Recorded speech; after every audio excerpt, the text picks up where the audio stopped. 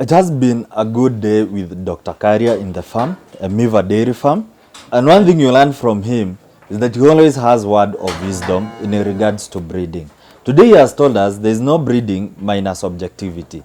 Again, he has told us that for you to breed an effective cow, you must know the families. And not the family from the sire and also from the dam side. The dam is what you have in the farm. Do you know the families of your dam? Secondly, he has talked about the physical traits. And most of the questions you farmers you have been asking is, what should I consider while purchasing a cow? Or if I have an existing cows, what factors do I consider while selecting and culling, apart from what he told us in the previous video about the health and also the fertility point of view. Dr. Kanya will take us through the basic physical traits of a good dairy cow. Here is an example of 3 cows. None of them is perfect, and none of them has accomplished what he wants in terms of breeding objective. Again, always remember, there is again no perfect sire, meaning that breeding is a compromise of traits. A very important thing you must consider.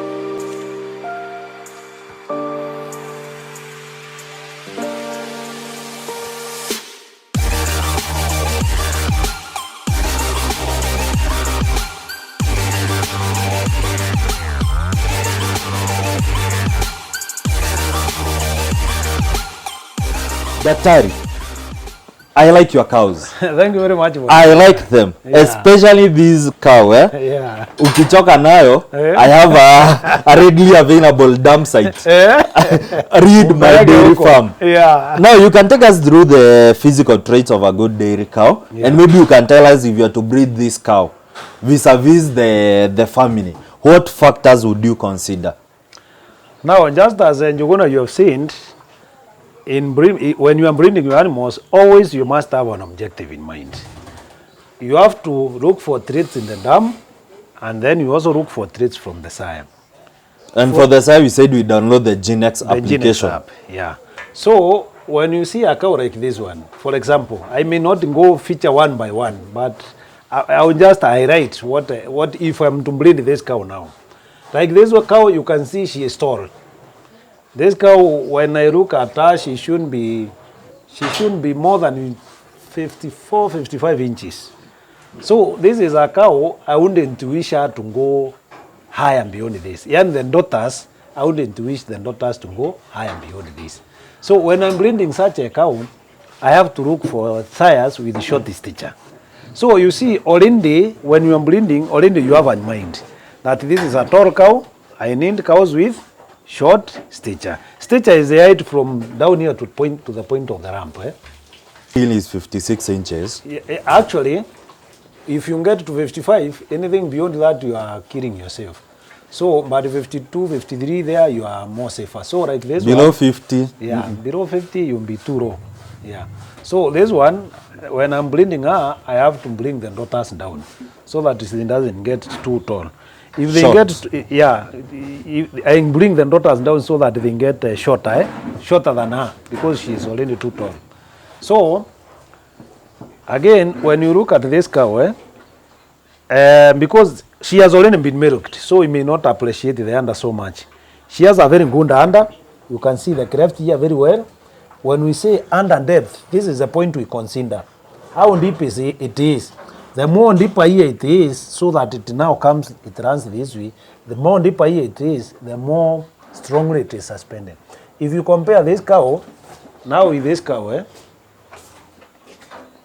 look at this one. This one is more deeper.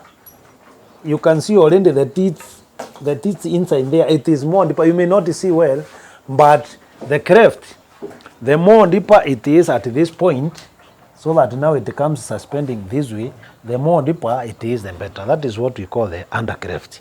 So, when you are breeding, you check. If you realize there is a cow here where you don't see this groove and more so down here, when you are breeding that cow, then you have to go for a very strong undercleft so that under is very well suspended. In the catalog, I can see something written foot angle. Aha. What does that foot angle mean? Foot angle is related to the front legs. I don't know whether we can be able to see it from here.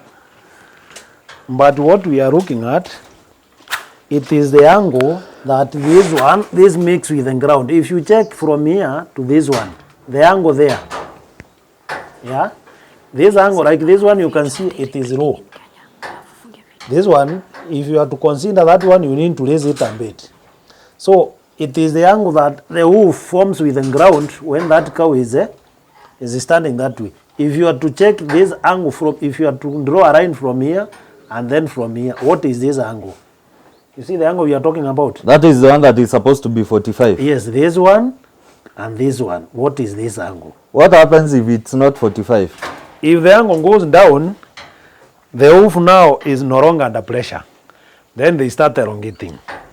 The more they elongate, the more now they are able to trap material below, and the more they start rotting. And that surface is very soft. Yes. Now when you start getting a foot rot in a farm, and those cows now they develop a hauser there, a cow with a foot hauser or a sole hauser, you don't expect her to consume, because do you just consider the front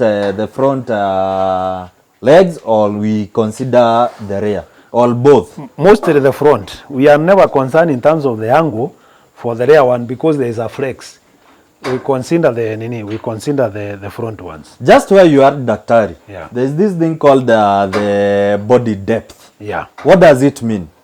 Body depth now is, if you check, it's related to the capacity of a cow, the ability of that cow to eat enough, and just in a meal. You can see when we came here, we had to wake up those cows so that they can, because if it is now, if you look at this room from bottom to the back right here, this is now what we call body capacity. You can relate it in two ways. If you see this one is parallel to this, yani like it's straight, then there's no capacity.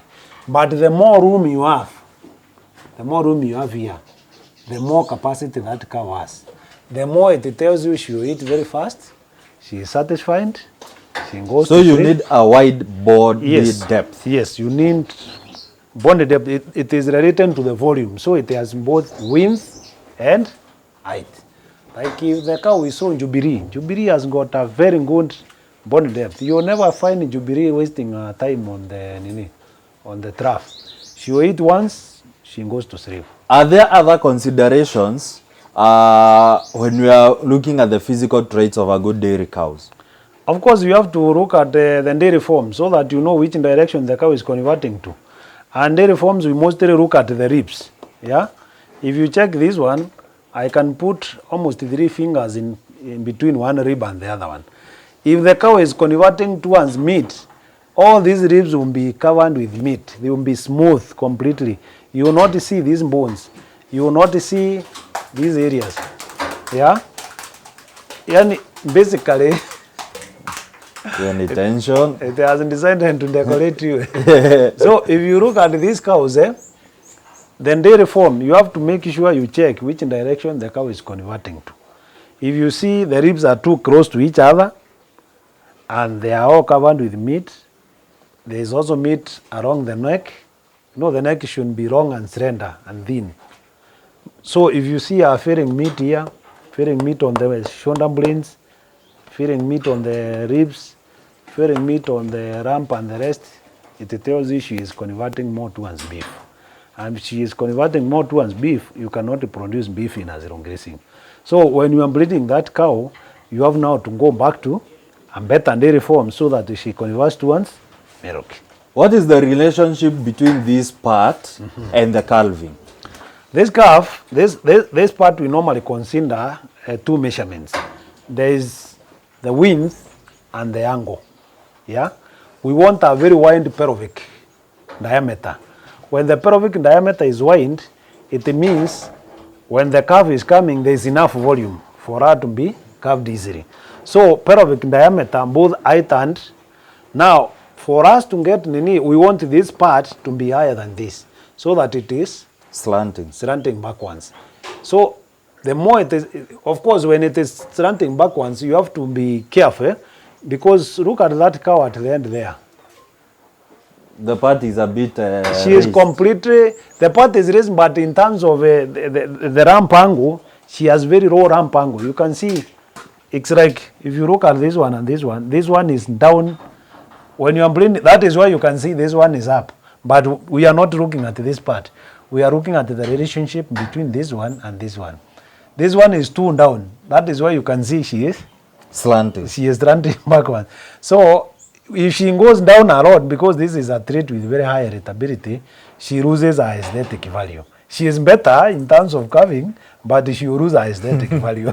So this one should be higher than this one. Yes. But if this one is higher than this one, You you have have, a- higher chances of dystocia. Yes. If this one goes higher than this one, of which I think that is something we have managed here, all of them are sloping. But now that one is more sloping. It means when we are bleeding that one, because the trait there has got very high irritability, we need now to raise kidogo so that she balances. And this one should be parallel. Yeah, yeah. Shouldn't be, at least you are seeing that relationship. It's higher, it's down, it's higher, it's down, it's higher, it's down. Any other physical traits of great interest to a farmer? I think we have covered much of what, to me, much of my interest lies with the under, because even when we are classifying these cows, the under carries 40%. So if you get it right to 40%, the rest just comes in. The last time we were with you, I saw you placing a hand like this. Yeah. And there is something you said. Yeah. Maybe you can remind the viewer. Yeah, this one, we were measuring this diameter from here to here. The wider it is, like this one, you can see it's wide enough. This one now, I don't need to struggle with this cow in terms of carving. The more these bones are closer to each other, the more difficult it will be for that cow to carve. But the wider they are, like this one, I don't have to worry. This one, she will carve. Let me check. This one, even this one, she will carve very easily. It is wide enough. This one, except that she is a fast carver, it's not the right. You can see already the hand is almost differing mwisho to mwisho. Yeah. Daktari, what is the future of dairy breeding in Kenya? And is it an area someone can create a venture around? Especially that you said your future is now. Yeah. Actually, when we are talking about breeding, we normally say the daughters of tomorrow depend on the genetics of today. So if you want to see better daughters tomorrow, you have to invest in the better genetics of today. So in terms of breeding in Kenya, Kenya stands a very good position in terms of milk production in Africa. And also in terms of breeding good cows that can go even beyond the boundary. Because I can tell you, like this farm, there are some people from Uganda who are hiring some heifers from here. But Miva is going international. yeah. I've told them I'm not ready for the heifers, but they're insisting. I may end up giving them 5 from down there. So you realize we have also shipped a lot of cows from here to Rwanda. In fact, the Rwandan dairy industry began from where we are. But unfortunately, if we are not careful in Kenya, we might be the giant now, but we might not be the giant in the future. Uganda is coming up very strongly, Rwanda very strongly. So unless we take our breeding very seriously, and also we listen to experts, unless we take our breeding very seriously, we might realize that at the end of the day, we might be getting cows now from outside coming back here. Because there are many endurances in Kenya, people listening to everyone, cross-breeding this, crossing with this, turning back this. I think there are many things. Poor record-keeping culture. Poor record-keeping culture where you don't know in breeding. So there are many things we need to be careful with our industry in Kenya so that we still remain at the top. I'm sure you are wondering, where has Dr. Carrier been getting his semen from? I can tell you for a fact, we have done a whole scrutiny on his records. And one amazing thing, all these you see here, they are CRI genetics. He preaches what he practices. Have you liked his cows? It's the right time you have the CRI genetics in your dairy farm. Daktari, yes. If our viewer wants to get the CRI semen, how will they go about it? CRI, of course, and globally also changed the name to GeneX. GeneX. So anything you see in GeneX is the same CRI, Cooperative Resources International. GeneX is also a cooperative. It's a cooperative in US. They produce semen. So this is not your own semen you are doing here in the farm. No, it's an import. It's an import. Yeah, it's an import. And I'm importing from GeneX Cooperative. Because this cooperative, the semen they sell into this country and they sell to us, they use it in their farms. So we get the top-notch genetics that they are using in their farms. So if you want to get semen, you can call 0728 345 111. 0728 345 111. You won't be served. Then anytime you have a query, we have technical people in the office and in the field. Ini daktari sikuna kasiri uliniibia last time. Yeah. There's something you told me about the conception rate of the CRI. Yeah, and it's something Dairy Networks also runs a dairy farm. Yeah. It's coming up very well. Yeah. We have done this one. Yeah. We have tried a couple of semen and the conception rate for CRI is very high. Excellent. And it's not a marketing thing. No, if they want, let them just try. What is this secret with the higher conception rate? Because I have done, personally, I've done enough, you know, I'm a field person, Monday to Monday. So I've done a lot of research about it and so many people have said, oh, your kitu conception rate is very high. What is the secret behind it having a higher conception rate? You see, the secret lies in a patented method of processing semen. Because at CRI, the semen is packed with a milk extender, not a egg yolk extender. When you pack semen with a milk extender, the milk is from the cow and the semen is from the cow. Or the Buddhists also call it a cow. I don't know. Cattle or eggs. So you are not getting proteins from a different source to come and protect proteins from a different source. So that milk extender is known to preserve the membranes better. The membranes of the sperm cells is able to protect the membranes better. And that is the secret behind the high conception of CRI semen. We don't use a chemical extender, we don't use egg yolk, it is milk extender. Actually, for those who work in the lab, if you check the semen of GeneX under the microscope, you will not directly see the sperms, you see the wave, because they are protected by the fat globules from the milk. But the other ones, if you put them there, you see them running because they are not really protected, but they are within the media. But this one, the fat is protecting the membranes. If you want to attack the membrane, you have to attack the fat first. So that is the secret. I don't know, Joanna, you are becoming... You know, when you're a field person and you have so much interest in cows, you must know how other players are doing. Exactly. So you must dig and get a lot of information. Yeah. Yes. Daktari, your last parting shot. I would say just thank you very much for coming. I wasn't expecting that really we will spend all this time together. But one thing is I have a passion for dairy. And I always like imparting knowledge to the farmers. Because at the end of the day, I remember this thing I was trained in US and by one gentleman here going back in 2002. And since then, he used to tell me, anything you know, give it to somebody else. You don't know when you are unable to push it.